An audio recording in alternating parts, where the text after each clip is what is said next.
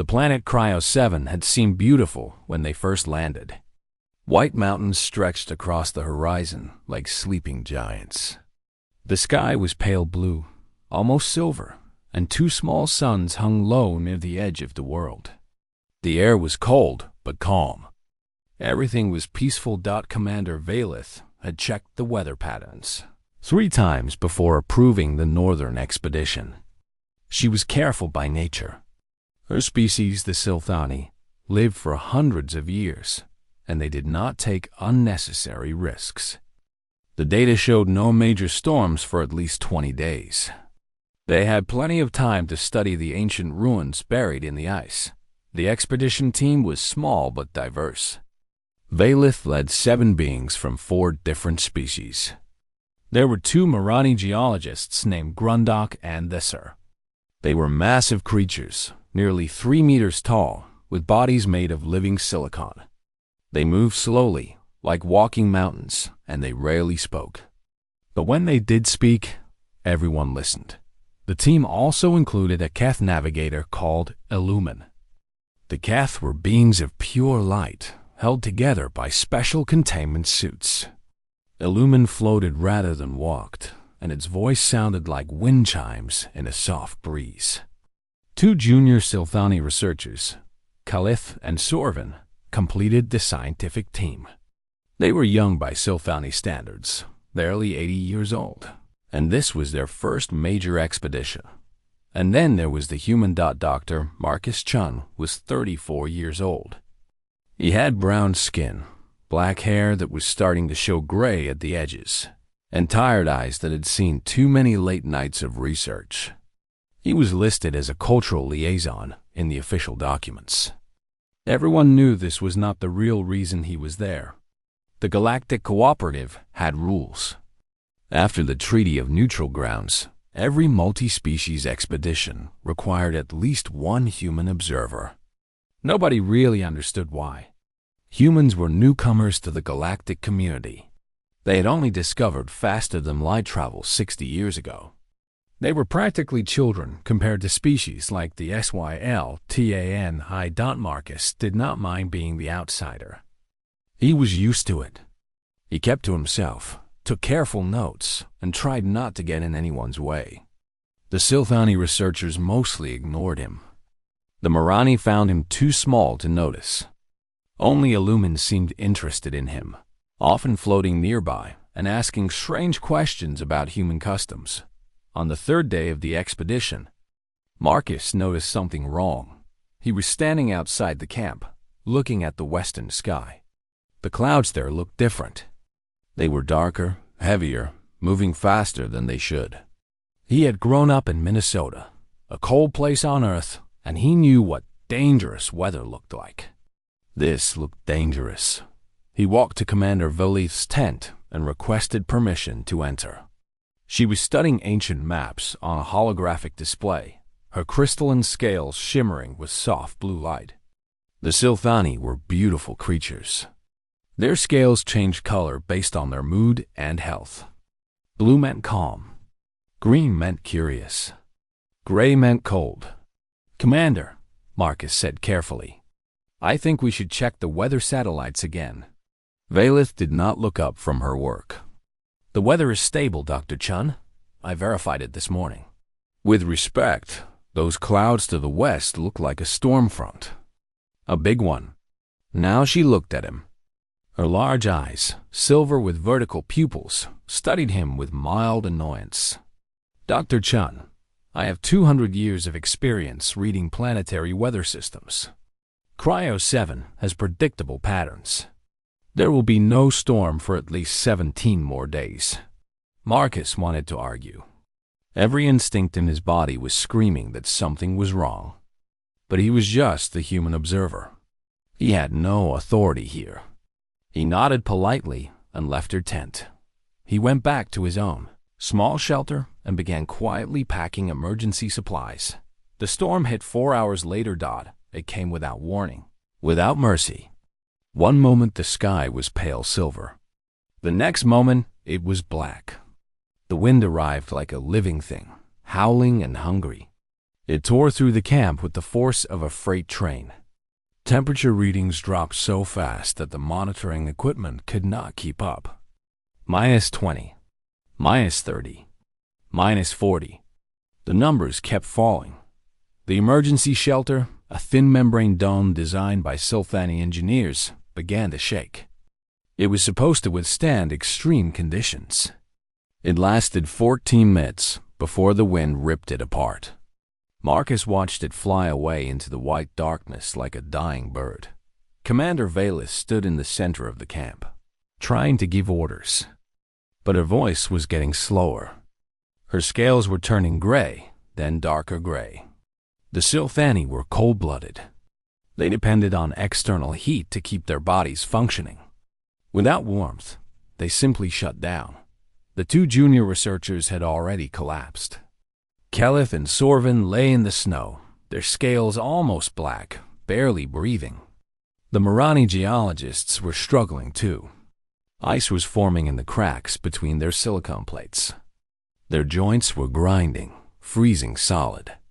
Desher fell first, crashing to the ground like a toppled statue. Grundok managed 3 more steps before he too went still. Illumin's containment suit was flashing red warnings. The extreme cold was interfering with its light-form coherence. The Keth was literally falling apart, its glow flickering like a candle in a hurricane. Valeth looked at her dying team and felt despair. True, complete despair. She had led them here. She had ignored the humans' warning.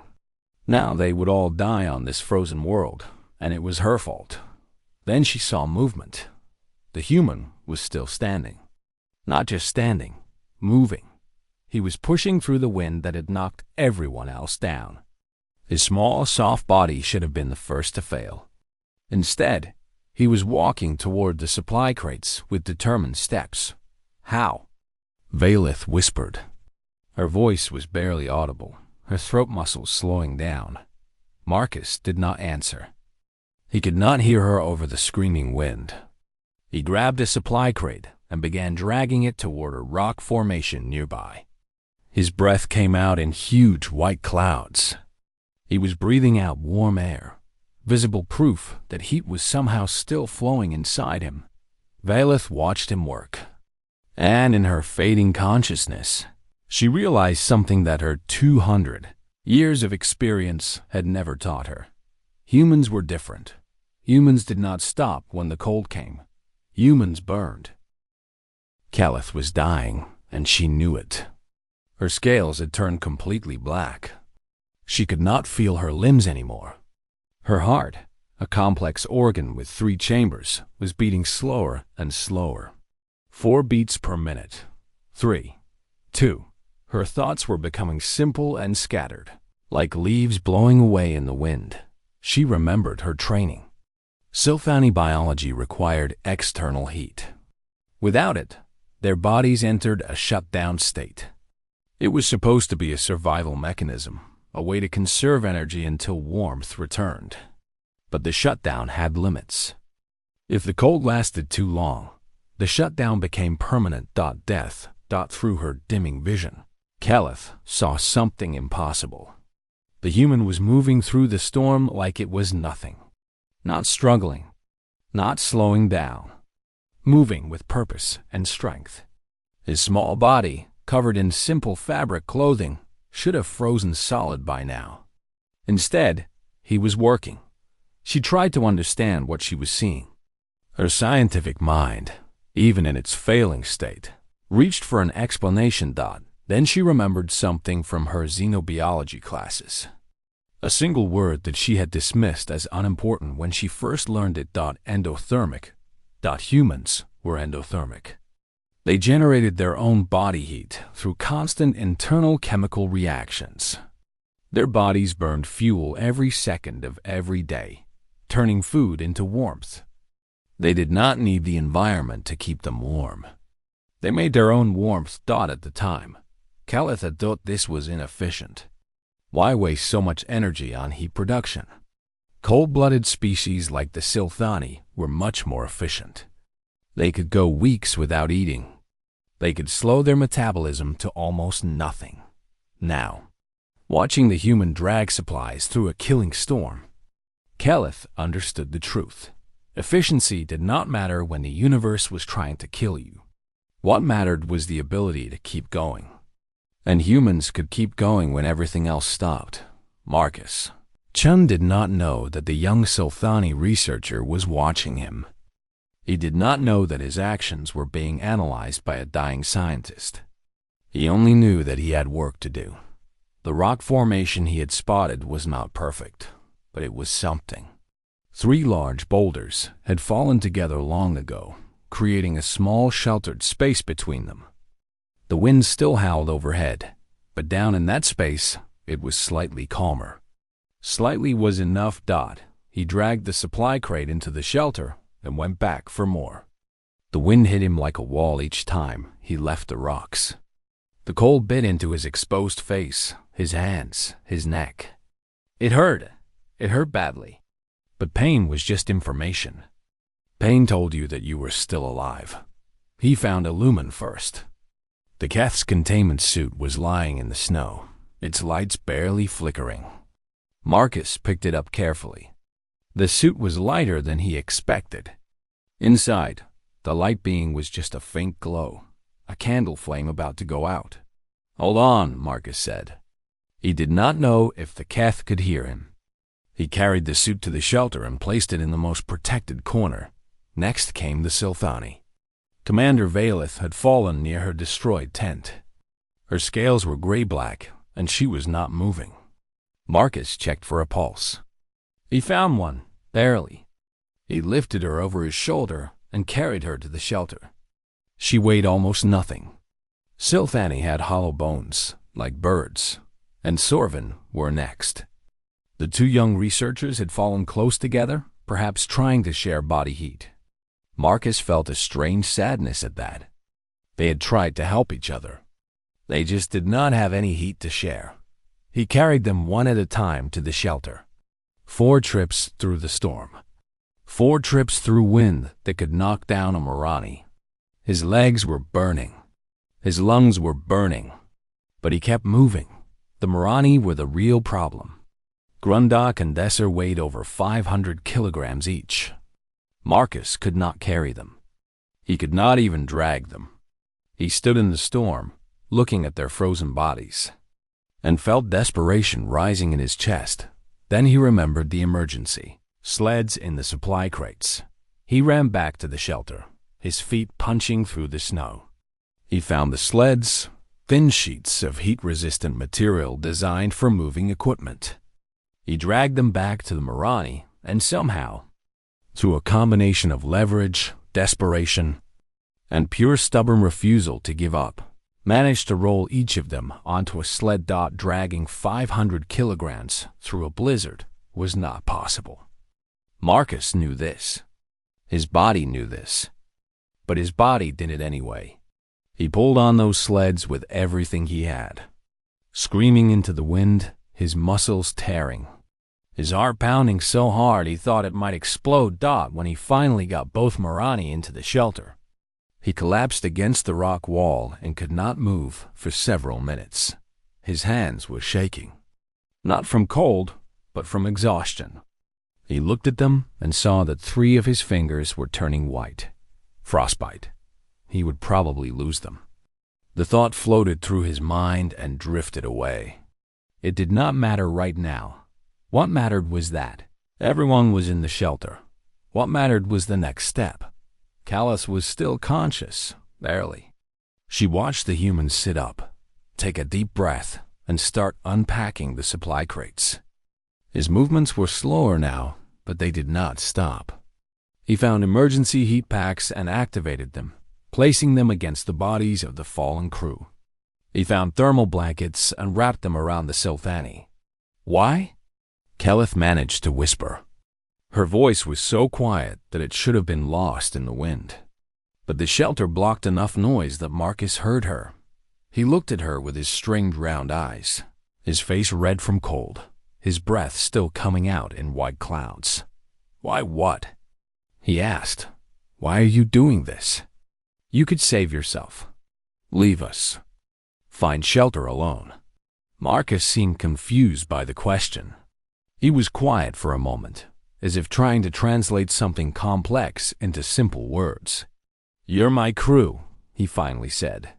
"You don't leave your crew behind." Then he went back to work, and Kelleth watched him with new understanding.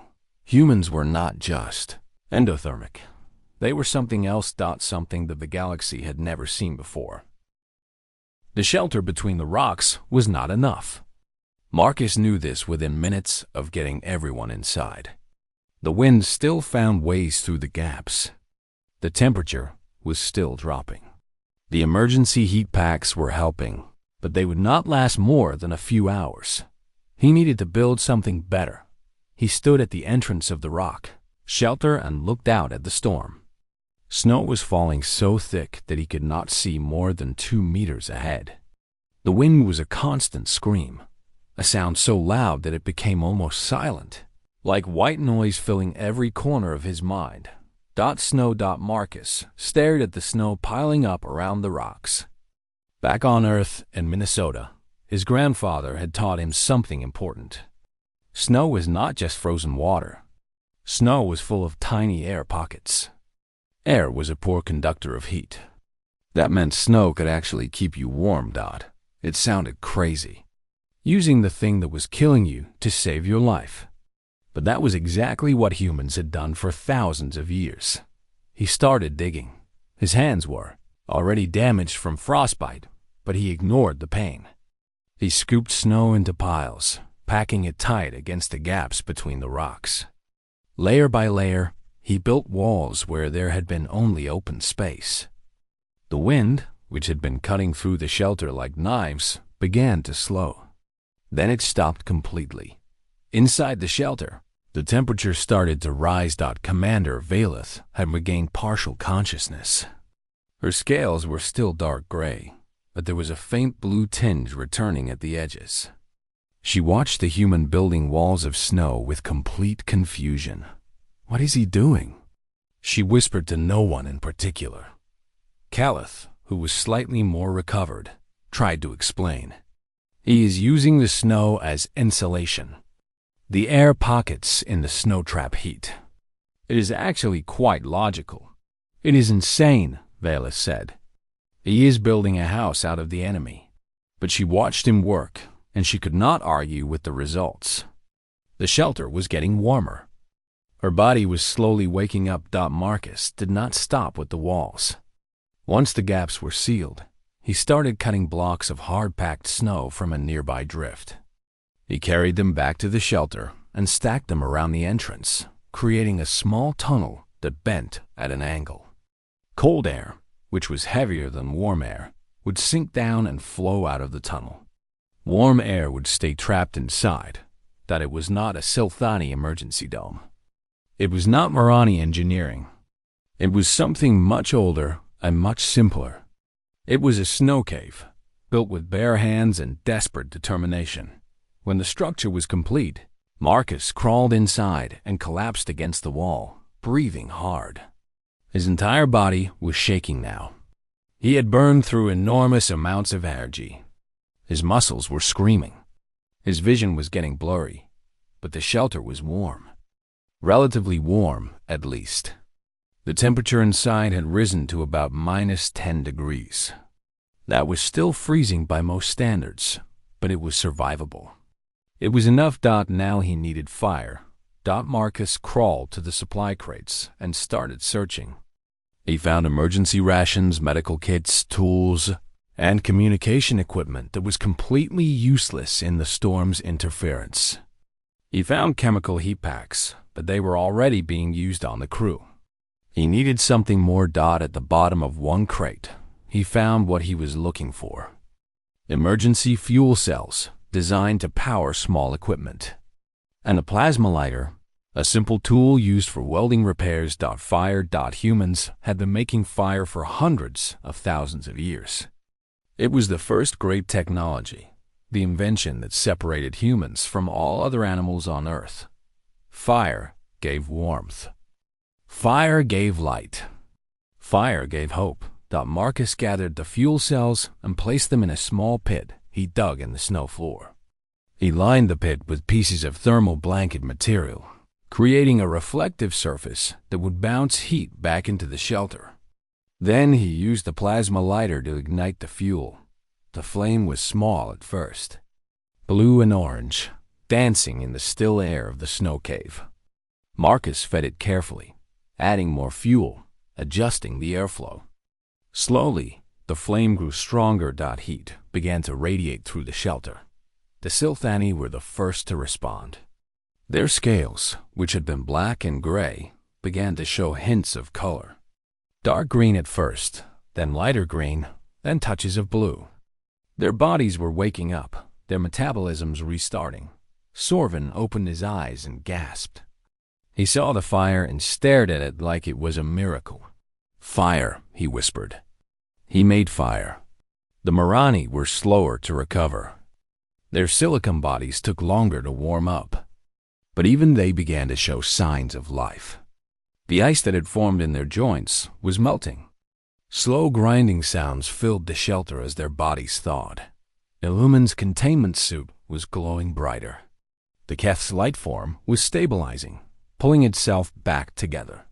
It was still weak, but it was no longer dying.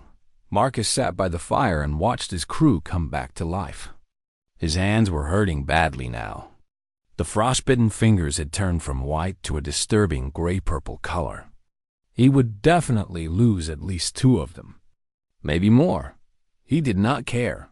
Commander Valith had recovered enough to sit up. She looked at the snow walls, the angled entrance tunnel, the fire burning in its reflective pit. She looked at the human sitting beside it, his face exhausted, his hands ruined, his eyes still alert. "How did you know how to do this?" she asked. Marcus shrugged. The gesture seemed strange to Valith. Humans moved their bodies so much when they communicated. "My grandfather taught me," he said. He grew up in a place called Minnesota. Cold winters. Lots of snow. He said that survival was not about fighting nature. It was about working with nature, using what the world gives you. Valith considered this. The Silthani approach to hostile environments was technology. Build better shelters. Create stronger barriers. Fight the elements with advanced engineering. The human approach was different. Simpler. Older. And apparently more effective. "Your grandfather sounds like a wise being," Valith said quietly. Marcus smiled.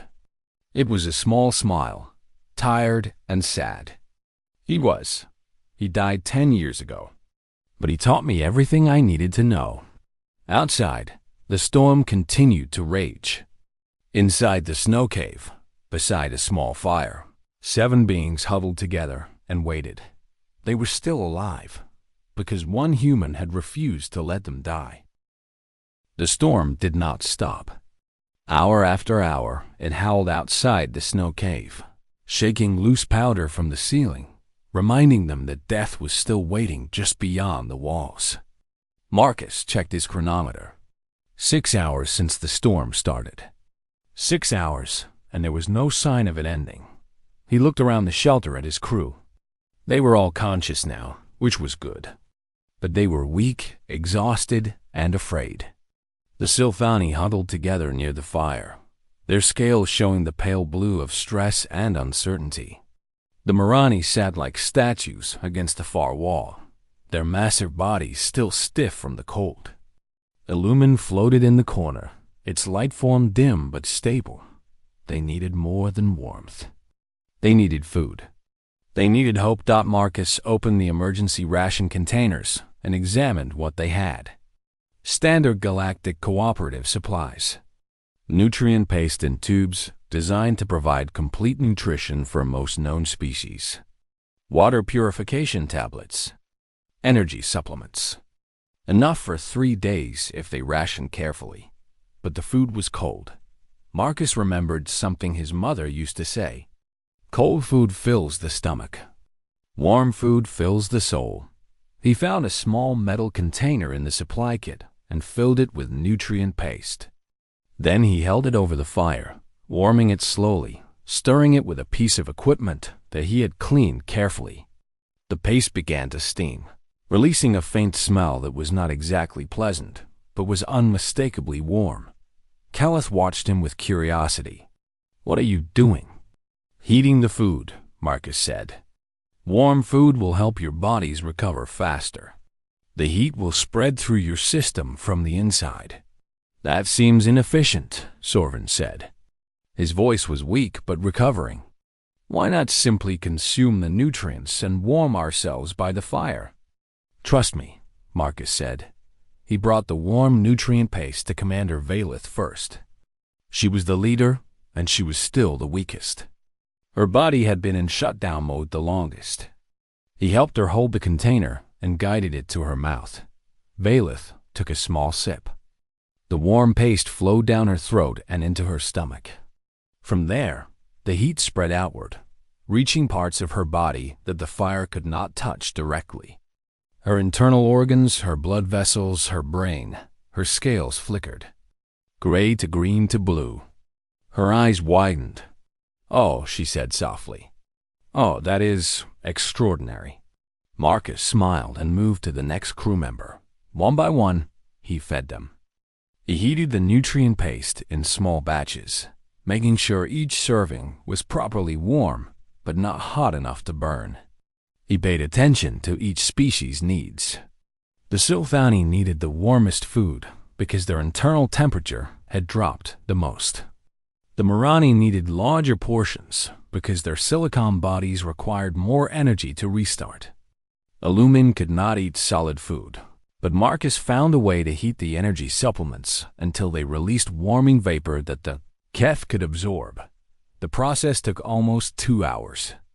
2 hours of careful, patient work. By the end, Marcus was exhausted beyond words. His hands were throbbing with pain. His body was screaming for rest, but his crew was recovering. Their bodies were warming up. Their spirits were lifting. "You should eat as well," Valeth said. Her voice was stronger now, more like the commander she had been before the storm. Marcus shook his head. "I'll eat later. I want to make sure everyone else is stable first." "That is foolish," Grundok said. The Marani's voice was like stones grinding together. It was the first time he had spoken since the storm began. "You cannot help us if you collapse from hunger." Marcus considered this. The Marani had a point. He took a small portion of nutrient paste and ate it quickly, barely tasting it. Then he went back to tending the fire. The hours passed slowly. The storm continued outside, but inside the snow cave something changed. The crew began to talk. Quietly at first, then more openly. They talked about their families, their homes, their hopes for the future. They talked about anything except the possibility that they might die here. Marcus mostly listened. He was not good at talking about himself. But when Sorvin asked him about Earth, he found himself sharing stories. He told him about Minnesota winters, about snow so deep that it buried houses. He told him about his grandfather walking 5 kilometers through a blizzard to reach a neighbor who needed medicine. He told him about a human named Ernest Shackleton, who led his crew through Antarctic ice for 2 years and did not lose a single person. 2 years? Kellis said. Her voice was filled with disbelief. Your species survived in frozen conditions for 2 years? Shackleton did, Marcus said. And there are other stories. Humans have survived being trapped in avalanches for days. We have walked across frozen oceans. We have climbed mountains so cold that exposed skin freezes in seconds. Why? Illumin asked. The Keth's voice was musical and curious. Why would your species put itself in such danger? Marcus thought about the question. It was a good question. Why did humans climb mountains? Why did they explore frozen wastelands? Why did they push themselves to the edge of death again and again? Because we want to know what is possible, he finally said.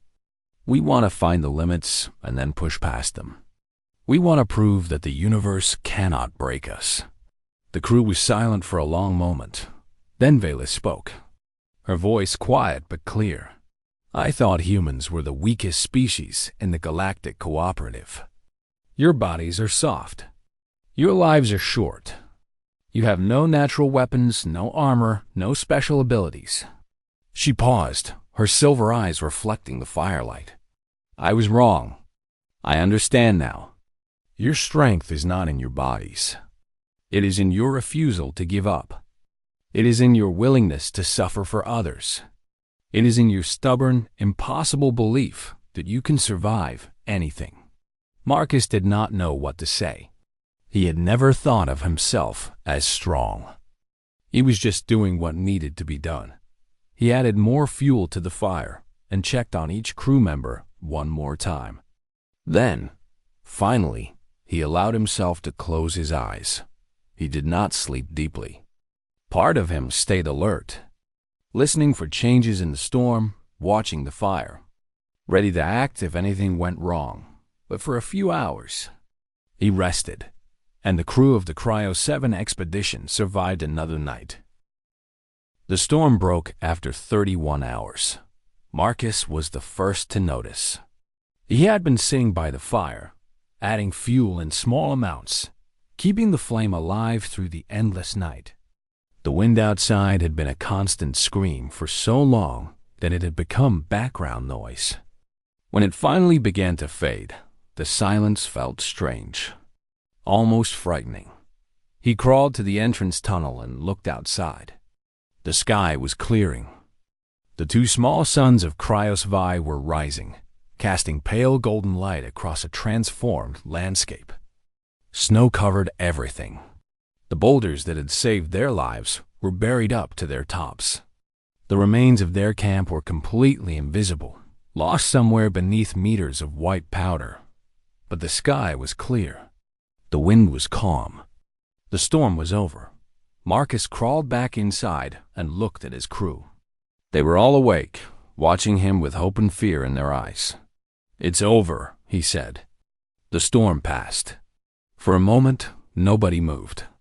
Then Sorvin made a sound that might have been a laugh or might have been a sob. Calith's scales turned bright blue, the color of joy. Even the Marani seemed to relax, their massive bodies settling more comfortably against the walls. Commander Valith tried to stand up and almost fell. Her body was still weak from the long shutdown. Marcus caught her arm and helped her steady herself. "Careful," he said. "Take it slow." Valith looked at him with an expression he could not read. Then she nodded and let him help her to the entrance. Together, they looked out at the frozen world. "The emergency beacon," Valith said. It was in the supply tent. If it survived the storm, rescue teams should already be on their way. "I grabbed it," Marcus said. He reached into his jacket and pulled out a small device. "I activated it about 4 hours ago when I noticed the storm was weakening. Didn't want to say anything until I was sure help was coming." Valith stared at him. Then she started to laugh. It was a weak laugh, tired and rough, but it was real. "You humans," she said. "You think of everything." The rescue shuttle arrived 2 hours later. It cut through the morning sky like a silver blade, its engines roaring as it searched for the beacon signal. The pilot, a Volanti with 4 arms and compound eyes, later reported that he almost missed them. The snow cave was nearly invisible from above. Just a small bump in the endless white landscape. What he saw when he landed would stay with him for the rest of his life. 7 beings emerged from a hole in the snow. 6 aliens and 1 human. The aliens were weak, stumbling, leaning on each other for support. But they were alive. Every single one of them was alive. The human was the last to come out. He was carrying the emergency beacon in one hand.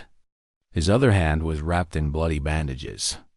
He had dark circles under his eyes, and his face was red and raw from cold exposure. But he was standing. He was still standing. The medical team took over immediately. They brought heated blankets, nutrient injections, portable warming units.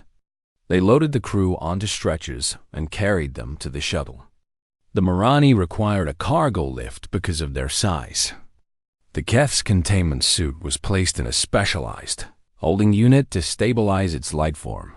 Marcus refused to be carried. He walked to the shuttle on his own feet, even though each step looked like it cost him enormous effort.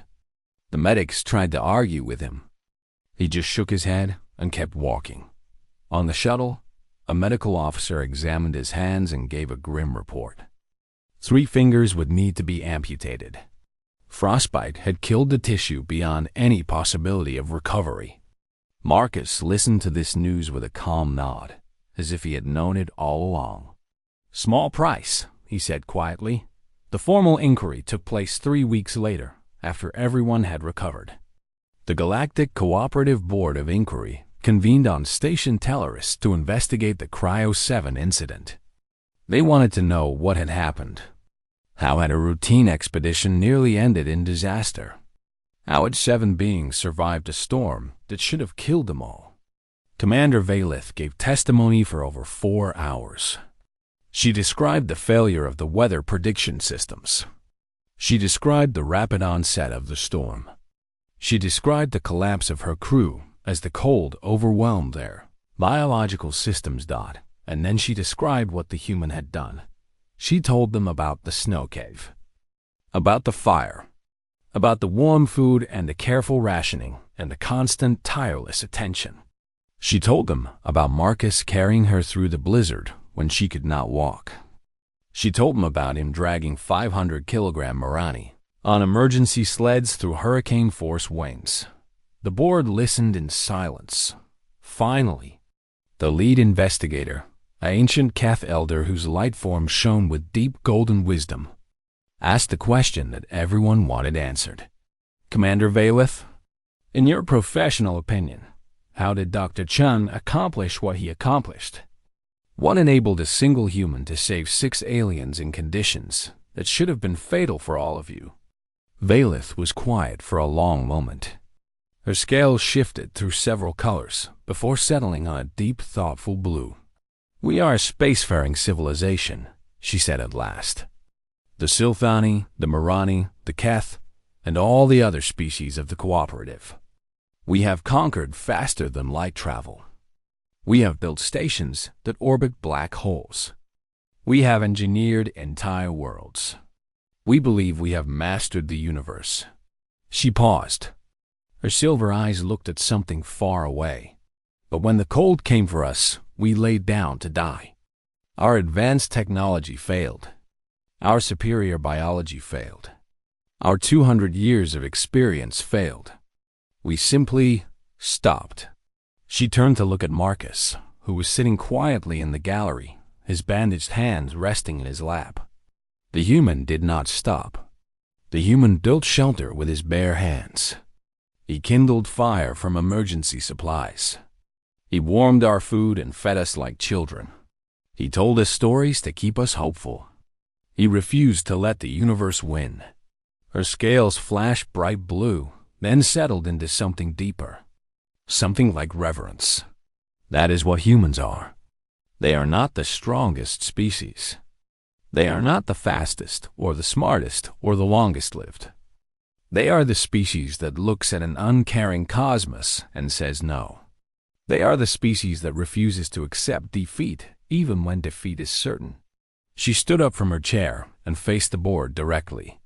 And somehow, impossibly, the cosmos blinks first. The inquiry ended shortly after that.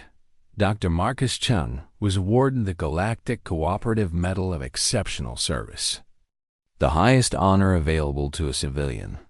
He accepted it with a quiet nod and a small smile. When reporters asked him how he felt about being called a hero, he shrugged. "I just did what needed to be done," he said. "That's what humans do." Then he walked away, his 2 remaining fingers and his thumb wrapped around a cup of hot coffee. And he never spoke of Cryosvi again. But the galaxy remembered. The galaxy would always remember.